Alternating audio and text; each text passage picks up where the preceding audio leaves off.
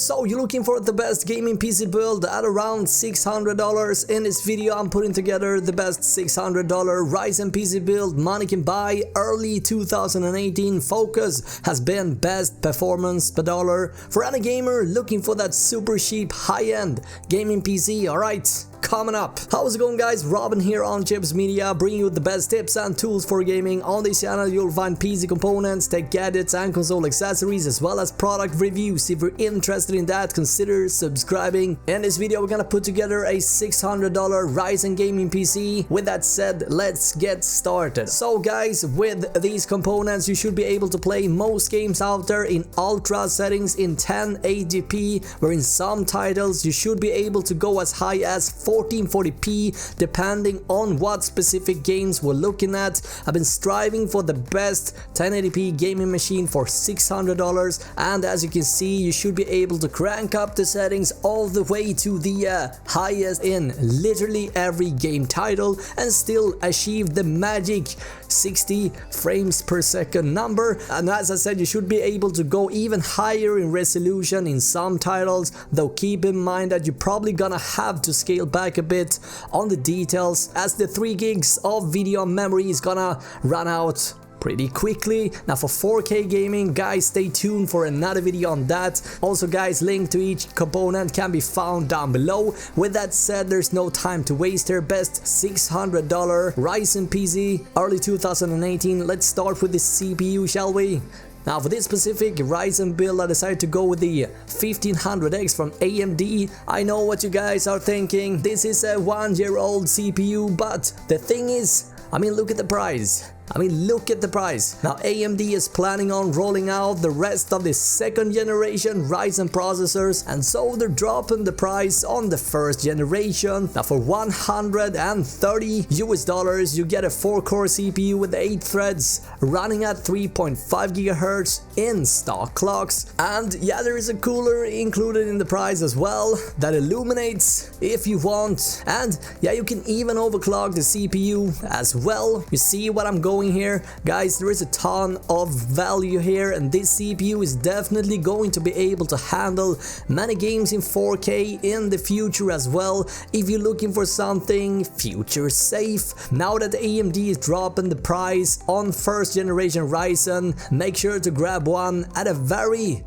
attractive price tag before they sell out. This is still to this day a fantastic CPU. I feel like I'm turning into a naughty schoolgirl every time I get to talk about graphics and the latest in the scene of graphics card. God.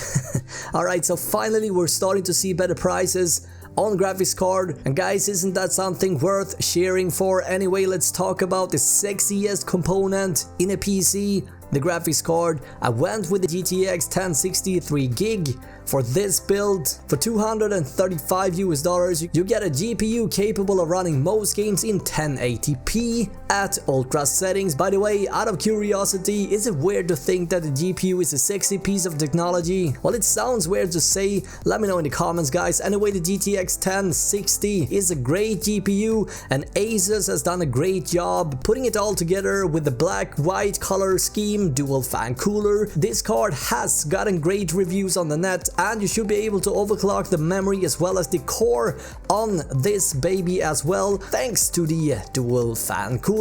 Alright, awesome. Let's just hope this video doesn't get demonetized now. RAM, random access memory, or just simply memory, whatever that floats your boat, we need it to be able to game. Now Ryzen has been proven to benefit from faster RAM modules, so I went ahead and picked the fastest compatible for the best possible price available in this rather vacuum cleaned market. The Ballistix Sport with clock speeds of 3666 MHz is gonna be exactly what we need to ensure the best ability and performance for your all-new Ryzen build. We all know that the Infinity Fabric likes faster RAM speed, so that's what I've been looking for, the fastest RAM possible for the price. Now some people might argue that 8 gigs isn't enough for gaming, and that more and more games nowadays recommends at least 16 gigs of RAM, and yeah, while that might be true to some degree, truth of the matter seems to be a little bit different. Yes, more RAM obviously gives us more breathing room, but 8 8 gigs will definitely serve you well. Linus Sebastian over at LTT did a video a little while ago where they tested this, and the conclusion was that 8 gig is fine in most cases. Now guys, if you want to learn more, you can find that video down in the description as well. Time to present the mother of the mother, and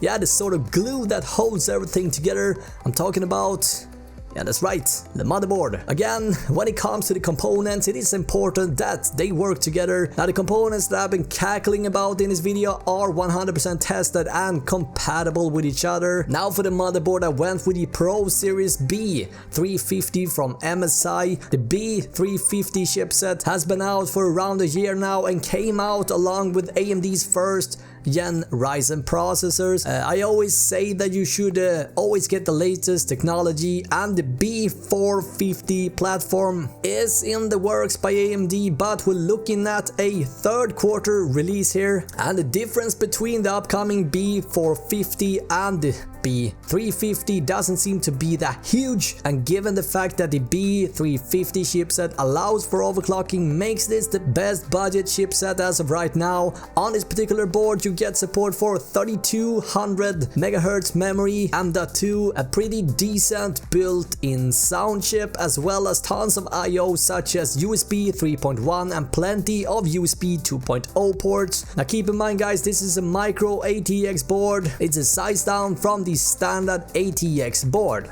Alright, now for storage I went with a fast solid state drive of 250 gigs, giving you a rapid fast operating system for the sacrifice of less space. Let's say a traditional mechanical spinning drive. Now at first guys, I wasn't sure whether a SSD or mechanical drive would serve you best, therefore I'm gonna leave it open for you to decide for yourself. 250 gig SSD is not a whole lot of space by any means, but compared to a mechanical drive, let's say a Western Digital Blue hard drive, it's gonna be miles faster, but for the sake of the budget I couldn't choose both. Now you're gonna save a few bucks if you're getting the mechanical drive. It all comes down to how tight your budget is. Nevertheless, in the end you're gonna be happy with either of these options. Now we need a power supply to make all the components come to life. I always like to recommend at least 80 plus bronze certification as a minimum,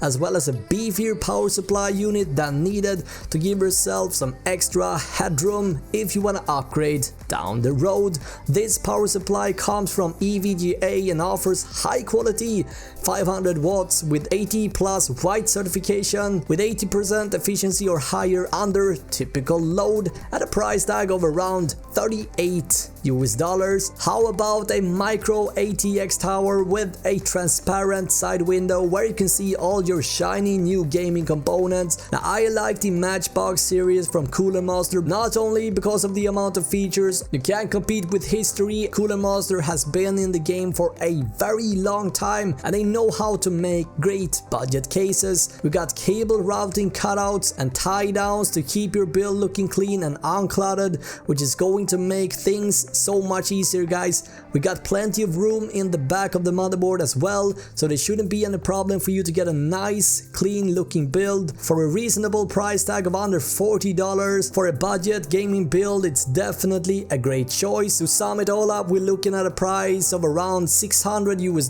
for this gaming build that is capable of running games in 1080p at ultra settings and still be able to achieve the golden 60 frames a second. Question guys, what single PC component do you get most amped up to talk about?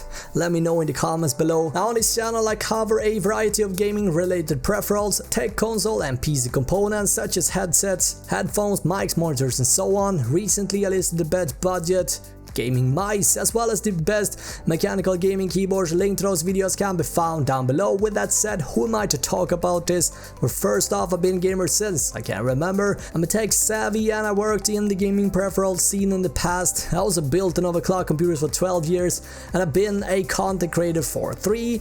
Now there's a ton of videos just around the corner for you guys. If you're looking for the best budget monitor, headset, keyboard, headphones, mousepad and more, consider subscribing. Also don't forget to tap the bell icon so that you don't miss out on any uploads on my end. Thank you so much for watching this video. My name is Robin here on Chips Media. Until next time guys, have an awesome day, alright? Bye!